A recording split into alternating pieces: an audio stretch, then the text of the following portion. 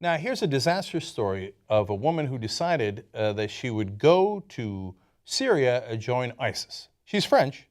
As you're going to see, she grew up in the Democratic Republic of Congo. She was raised Catholic, decided to convert to Islam. Okay, and then she decided, hey, you know what? Why don't I take my 4-year-old son with me to the capital of ISIS, Raqqa, Syria? This is an amazing story. How do you get yourself to believe that that's a good idea? First, let me give you some background on this so you understand that this is a phenomenon overall. About 220 French women are thought to be with ISIS in Iraq and Syria, according to the country's intelligence services. 2 years ago, only 10% of those leaving France to join the jihadis were women. Today, the proportion is 35%. Amazing. So one of those women was Sophie Kasiki. She's now escaped. I'll tell you all about her escape and how she escaped. And she wrote a book about it called The Night of Daesh. And Daesh means ISIS in Arabic. And they don't like that title, so I like using that. And apparently she likes using that for understandable reasons. Now, her husband's atheist, but she converted to Islam after being a social worker, and much to her husband's chagrin, and boy, was he right. And then she started following 3 young Muslim men who were much younger than her. She called them les petites, the little ones, and they got along like brothers and sisters. And slowly they started to convince her that it was a good idea to join ISIS. How is that possible? How is that possible? Okay, well, you're going to see the story here. Sophie explains, little by little, they played on my weakness. They knew I was an orphan and I had converted to Islam. They knew I was insecure. So the reason she was insecure is because her mom died when she was 9 years old. And she's a great husband, family, supportive in a lot of ways. At that point, she had moved to Paris. But she said she couldn't fill that hole in her heart. And that's what a lot of religion preys upon. You know, they ask you, what's missing in your life? What's the hole in your heart, right? Because they're going to fill it with religion. Right or wrong, they're going to fill it with religion. That's what they did with her.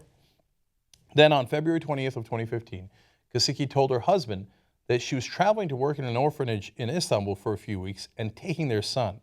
Instead, she took the well-worn jihadi route to southern Turkey and into Syria.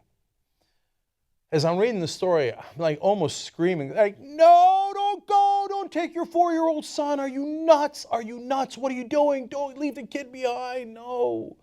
Oh God, my heart breaks for that husband. Okay, so she winds up in Raqqa, Syria.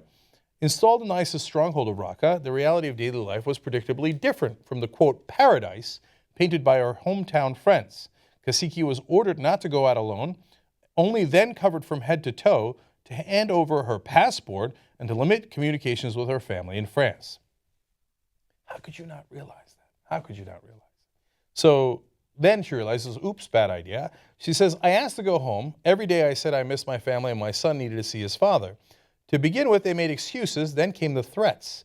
They said I was a woman alone with a child and I couldn't go anywhere, and if I tried to leave, I would be stoned or killed. What did you think was going to happen? What do you think they were playing patty cakes? I can't understand how these people are brainwashed, but we'll get to that as well, because I think that in some way it affects us all, this brainwashing of religion. So now she realizes what the situation is, and she says, I was terrified someone would come and take me to prison, and I'd have to leave my son with them. I spoke to him all the time. I tried to impress on him things he wouldn't forget, that his father and I loved him, that he had to be kind to girls. I talked in the hope it would sink in, and if something happened to me and he fell into Daesh's clutches, he would have my voice in his head and would not be able to kill. I was like a lioness trying to protect him. But you know, Miss Lioness, here's how you could have protected him, by leaving him home in France. So all those efforts, and I feel terrible for her, but it's impossible for me to feel complete sympathy or empathy here, because what are you doing? How insane are you to take this poor kid in there? The dad later found pictures of the kid holding a rifle. He's 4 years old. He's so impressionable. If they had actually taken her to prison or she had been killed, you think they can't brainwash him? He's a 4-year-old. He would have been lost forever. Oh, heartbreaking, man. So she continues.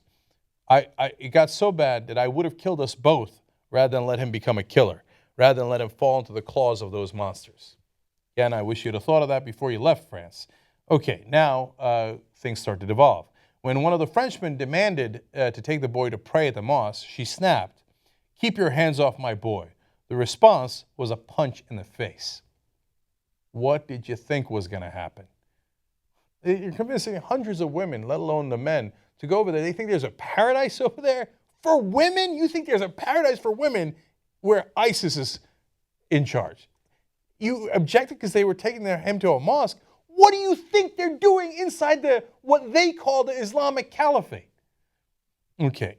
She says, I was in a foreign city where I knew nobody and didn't speak the language. I looked at my son and I knew that I had made a monumental mistake, the worst of my life. Yeah, to say the least. Okay, now, how the hell is she going to get out of there? Well, that's where we get to the good side of this story. The Frenchman took Kasiki and her son to the Madafa guest house. Now, it's still the bad part here for a second.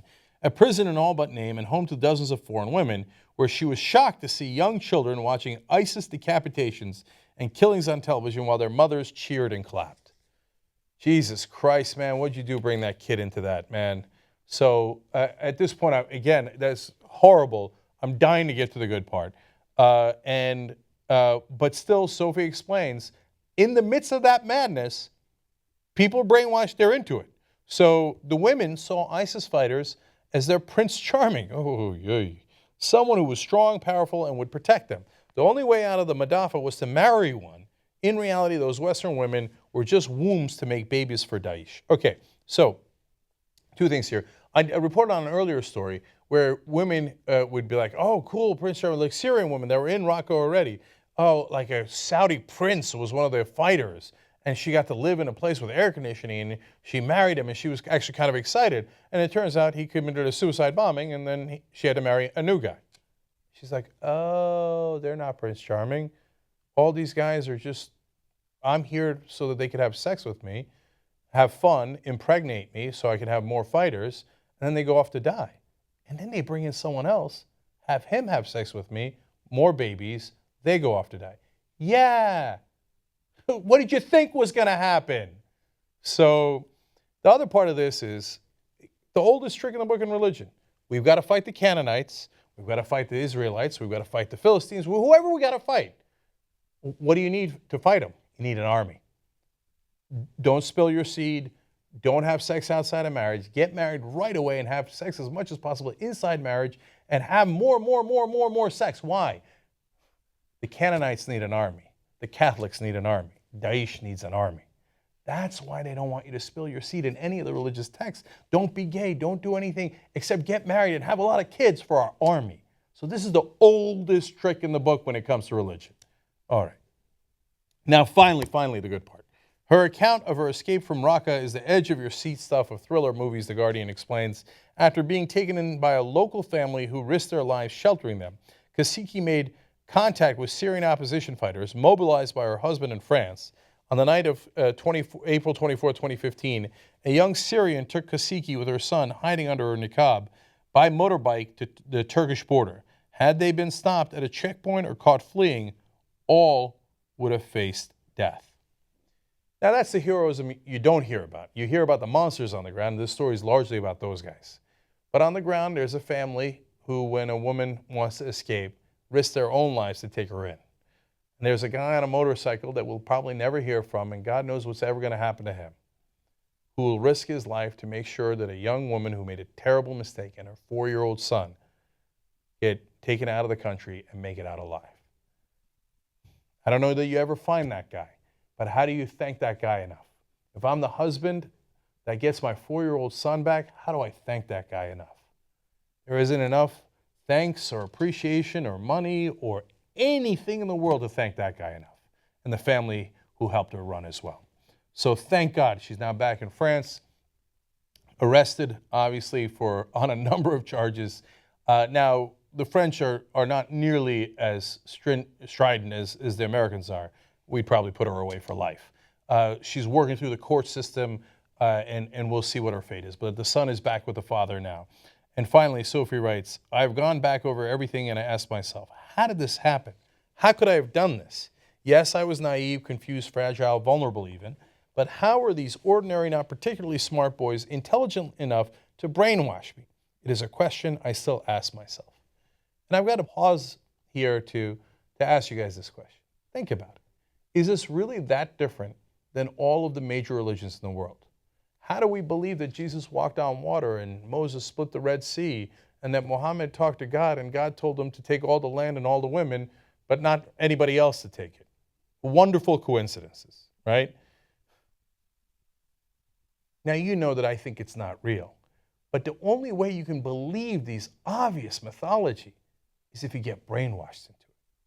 That if you're that 4-year-old and they take you to a church or a mosque or a temple and they say, yeah, of course Ganesh has an elephant's head. Of course God favors only the Muslims. Of course Jesus rose from the dead. I only convinced 12 people at the time to follow him. Of course on all these things. It's not of course. Thor does not throw lightning from the sky. Jesus didn't walk on water. Moses didn't split the Red Sea. And Muhammad didn't talk to God on a mountain. But if you're brainwashed enough, you believe things that are unimaginable. There is no way in the world those things are true. But the majority of the world believes them. So as you judge her, and I couldn't help but judge her in this story, to be honest with you, and how she got brainwashed so easily. Well, look in the mirror and look amongst ourselves here. We live in a world filled with brainwashed people. Brainwashed into a theology and mythology that couldn't possibly be true. One day, as a collective, humanity is going to wake up, shake its head and go, my God, what were we thinking? Of course none of that was true. So yes, what she did was horrible, unimaginable to us, unthinkable, but in a sense, representative of what we all do when we collectively decide, sure, of course that mythology is true, and God had sex with a virgin and had a son who later brought people back from the dead. That what a lucky break for Muhammad that when God talked to him on the mountain, he told him to have all of the advantages and for other people not to have those advantages. These are all wonderful breaks. Come on! As human beings, we've got to grow up and put childish things aside. Stop being brainwashed. That's what all these religions, that's all they do. This is an extreme, extreme version of it. But the reality is we're all being brainwashed by this religion. I'm going to ask humanity here, en masse, snap out of it.